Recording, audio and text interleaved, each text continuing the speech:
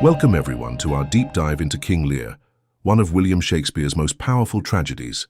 In this video, we're breaking down this epic story in simple English, perfect for students or anyone new to Shakespeare. We'll explore the heart of King Lear, a tale of family drama, betrayal, madness, and loyalty, through a detailed summary, character insights, and key themes like pride and heartbreak. We've packed a lot into this video, covering 5 main parts: the full plot summary, a scene-by-scene breakdown, famous quotes explained, learning aids like family trees and timelines, and a comparison to other Shakespeare plays like Hamlet and Macbeth. Whether you're studying for class or just curious about this classic, we've got you covered with everything you need to understand King Lear. Let's get started.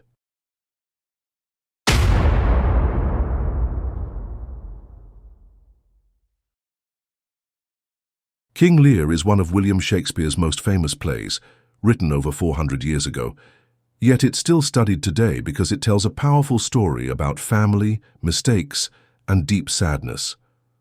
It's a tragedy, meaning it's a serious tale where things go terribly wrong, and many characters die by the end.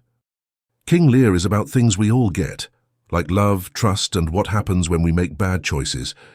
Picture an old king who asks his 3 daughters to say how much they love him. When 2 lie and 1 tells the truth, everything falls apart. That's the start of King Lear.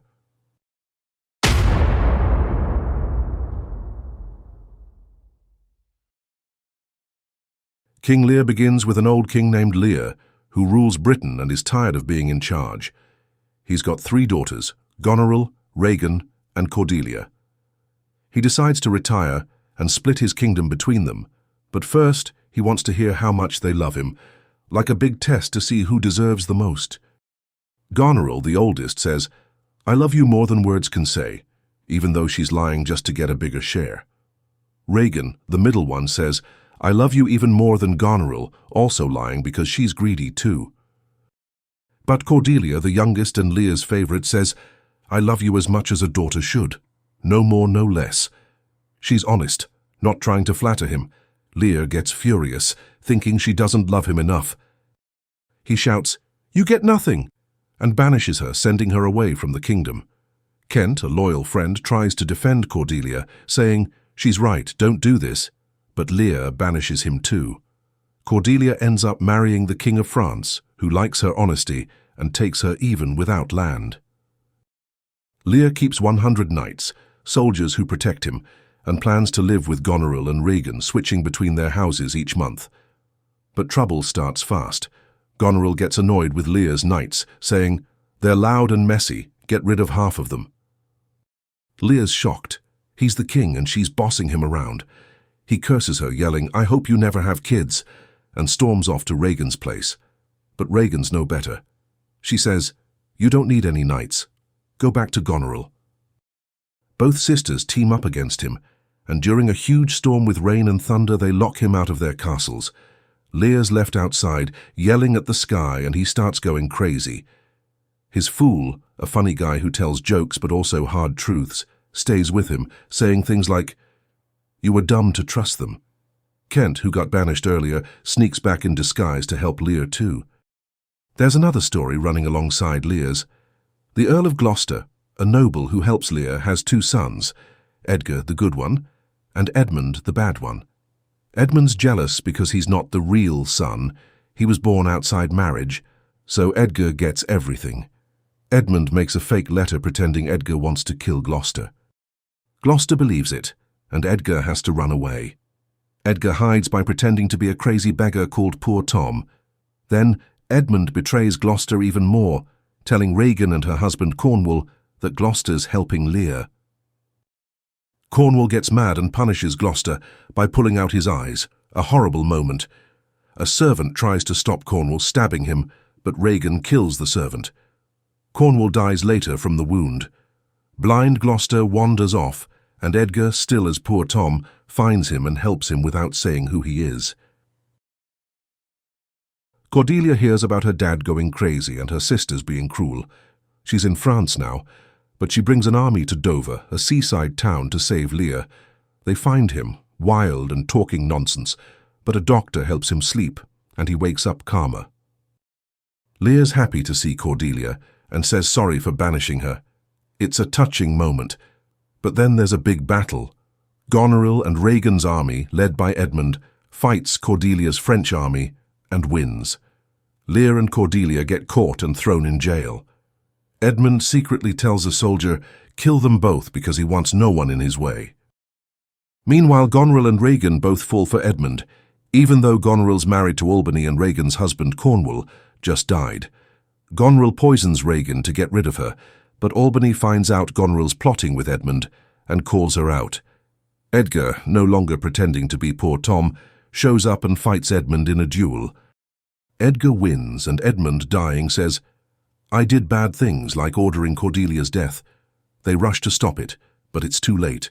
A soldier hangs Cordelia in jail. Lear comes out carrying her body, crying, howl, howl, howl. He's so broken he dies right there. Goneril kills herself with a knife when her plans fail. In the end, almost everyone important, Lear, Cordelia, Goneril, Regan, Gloucester, Edmund, is dead. Only Edgar, Albany, and Kent are left, sad about the mess. The kingdom's broken, and the story ends in tears. This tale is long and sad, but it's exciting too, with storms, fights, and huge family drama. It shows how one bad choice, like Lear trusting the wrong daughters, can destroy everything.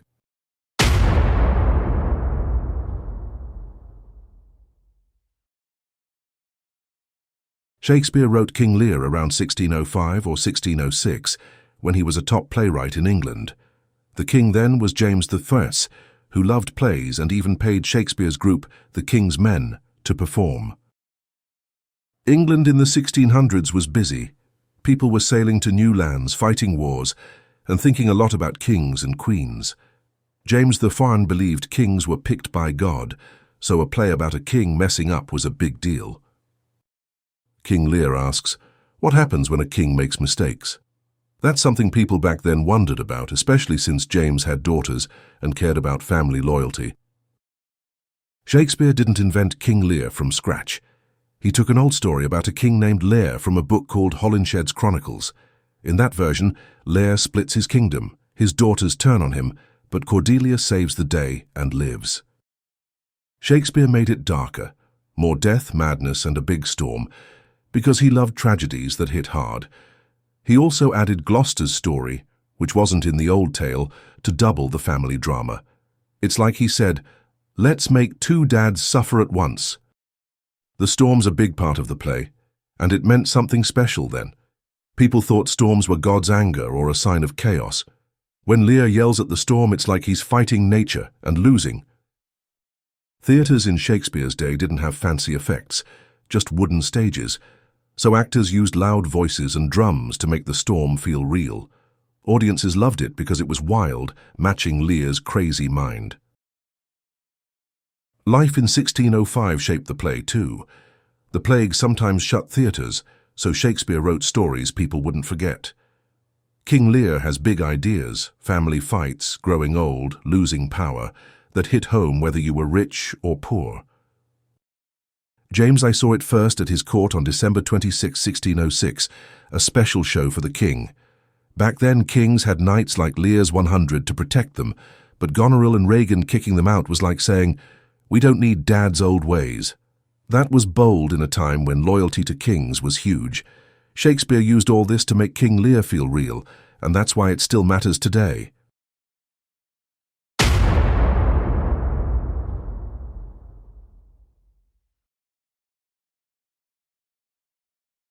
King Lear is packed with big ideas that teach us about life.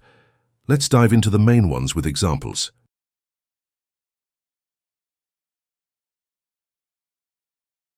Lear's pride starts it all. He wants his daughters to praise him like he's the best king ever. When Cordelia says, I love you normally, he's too proud to take it. He thinks, I'm the king, you should say more. He banishes her and trusts Goneril and Regan, who lie. Later, when they turn on him, he's too proud to admit he was wrong until it's too late. Example. In the storm he yells, I'm more sinned against than sinning, still not fully seeing his mistake. Lesson. Pride can blind you to truth. Today, It's like someone who brags and misses real friends. Betrayals everywhere. Goneril and Regan say they love Lear but kick him out once they have his kingdom. Edmund betrays Gloucester by framing Edgar and then helping Cornwall hurt him. Example: Edmund gives Gloucester's secret letter to Cornwall, knowing it'll get his dad blinded. It's cold. Lesson: greed can make people hurt family. Think of a friend who ditches you for something better. That's betrayal like this. Lear's madness is huge. Out in the storm he yells at the wind, his mind breaking because his daughters betrayed him.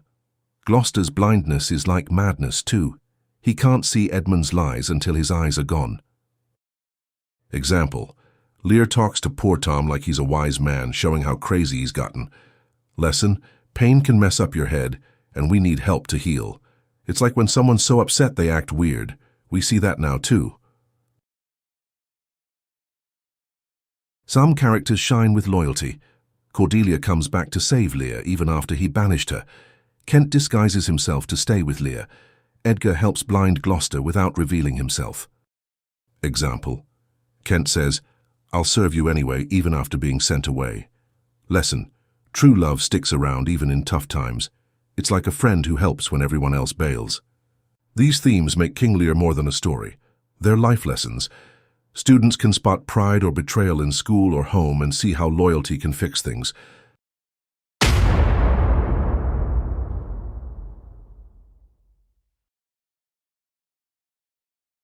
Let's meet the main characters and why they act the way they do. An old king, maybe 80, tired of ruling. He wants to retire but still be treated like a king. He's proud, asking his daughters to prove their love, and gets mad when Cordelia's honest. He banishes her, thinking she doesn't care, and trusts Goneril and Regan instead. When they betray him, he's shocked. He thought they'd always honor him. His madness comes from seeing his mistakes, but he's stubborn until Cordelia dies. He dies heartbroken, holding her. Oldest daughter, married to Albany. She's smart and greedy, lying to Lear for land, then pushing him out because she wants full control. She's mean, telling him to ditch his knights, and later poisons Regan over Edmund. She's selfish. Family means nothing to her. Middle daughter, married to Cornwall. Like Goneril, she's greedy and cruel, lying to Lear, then teaming up to reject him. She's jealous when Goneril wants Edmund, showing she craves power and attention. She's cold, watching Gloucester get blinded and killing the servant who fights back.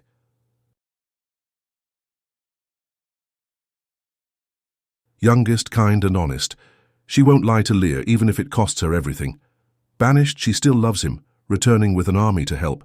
She's loyal and brave, but her honesty gets her killed by Edmund's order. She's the good one, showing real love. Gloucester's younger son, born outside marriage.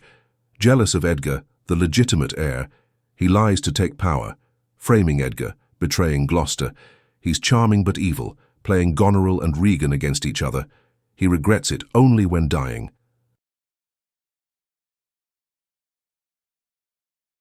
An earl loyal to Lear.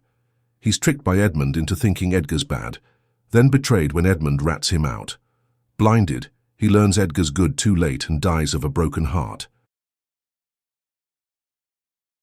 Gloucester's good son.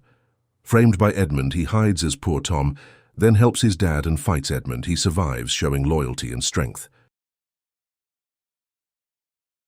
Lear's loyal friend. Banished for defending Cordelia, he disguises himself to stay with Lear, sticking by him through madness.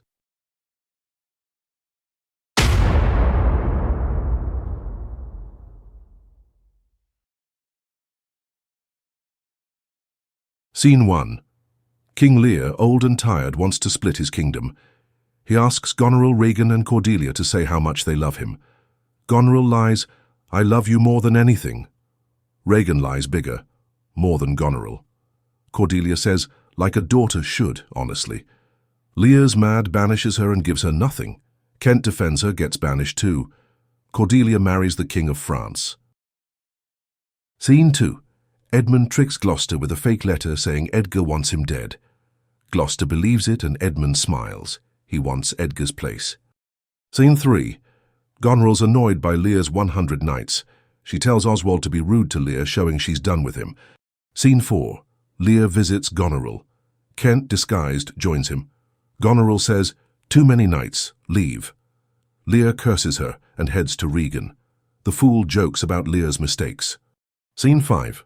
Lear sends Kent to Regan with a letter, hoping she's nicer. The fool warns him he's in trouble. Scene 1. Edmund tells Edgar to run, saying Gloucester's mad at him. He fakes a fight to look good, then tells Gloucester Edgar attacked. Gloucester calls Edgar a traitor. Scene 2. Kent meets Oswald at Regan's, fights him for being rude. Regan and Cornwall arrive, punish Kent by putting him in stocks, showing they don't respect Lear. Scene 3. Edgar hides as poor Tom, a crazy beggar, talking about surviving alone. Scene 4. Lear finds Kent in stocks, gets mad. Regan says, "No knights, go back to Goneril." Goneril arrives and both sisters push Lear out into a storm. Scene 1. The storm's wild. Kent tells a gentleman Lear's out there going crazy. They hear Cordelia's coming to help. Scene 2. Lear yells at the storm, losing his mind. The fool says wise things through jokes. Kent takes them to a shelter. Scene 3. Gloucester tells Edmund he's helping Lear. Edmund plans to tell Cornwall to get power. Scene 4. In the shelter, Lear meets poor Tom, Edgar. He's so crazy he thinks Tom's smart. Gloucester comes to save Lear. Scene 5. Edmund rats out Gloucester to Cornwall, who plans punishment. Scene 6. Lear, Kent, Fool and Edgar hold a fake trial for Goneril and Regan. Gloucester warns them to flee. Scene 7. Cornwall and Regan catch Gloucester, blind him. A servant fights Cornwall, dies. Cornwall's wounded, dies later. Scene 1. Blind Gloucester meets Edgar, poor Tom, not knowing it's his son. Edgar helps him. Scene 2. Goneril flirts with Edmund. Albany's mad at her cruelty. Cornwall's death is announced. Scene 3. Cordelia in France hears about Lear, plans to save him. Scene 4. Cordelia's army reaches Dover. She sends men to find Lear. Scene 5. Regan's jealous of Goneril over Edmund, wants him too. Scene 6. Edgar tricks Gloucester into thinking he jumps off a cliff, then saves him. They find crazy Lear, who gets help from a doctor. Scene 7. Lear wakes sane with Cordelia. They hug and he apologizes. Scene 1. Goneril and Regan fight over Edmund as their armies prep for battle. Edmund wants power. Scene 2. Edgar tells Albany Goneril's plans. Cordelia's army loses fast. Scene 3. Lear and Cordelia are prisoners. Edmund orders them killed. Albany arrests Edmund. Goneril poisons Regan, then kills herself. Edgar beats Edmund in a duel. Edmund admits Cordelia's death order, but she's hanged. Lear dies holding her, crying, "Howl, howl, howl!" Edgar, Albany and Kent survive.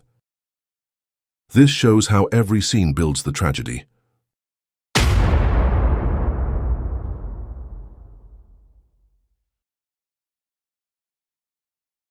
Nothing will come of nothing. Act 1, Scene 1. Lear tells Cordelia if she says nothing big about her love, she gets no land. It's his first mistake, valuing words over truth. It kicks off the whole sad story. I am a man more sinned against than sinning. Act 3, Scene 2. In the storm, Lear says he's been hurt more by others than he's hurt them.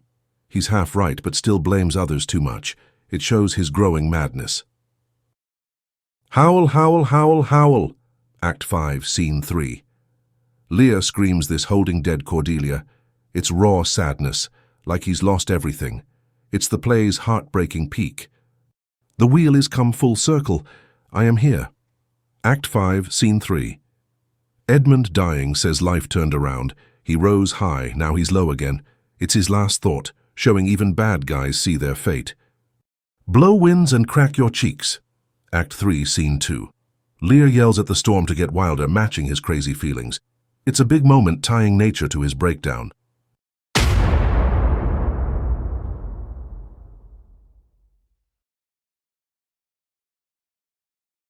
King Lear stands out but shares stuff with Hamlet and Macbeth. In Hamlet, madness is fake. Hamlet pretends to trick people, while Lear's is real from pain. Both lose family. Hamlet's dad, Lear's daughter. But Hamlet has a ghost, and Lear has a storm. Macbeth is about power too. Macbeth kills for it like Edmund, but Lear gives it away and gets betrayed. Lady Macbeth eggs on her husband like Goneril and Regan push each other. Lear is sadder. Everyone dies, while Hamlet and Macbeth leave some alive. It's unique for its old king and double family mess.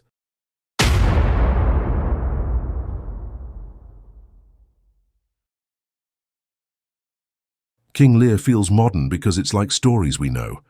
Think of The Lion King. Simba's uncle Scar betrays the family for power, like Edmund. Or Succession, a TV show about a rich family fighting over a company. Goneril and Regan could fit right in. It's about love and power messing things up, like family arguments over money today. The storm's like a big movie scene, nature going wild while emotions explode. Even school cliques can feel like Lear's court. Who's loyal? Who's fake? It's timeless, because people haven't changed that much.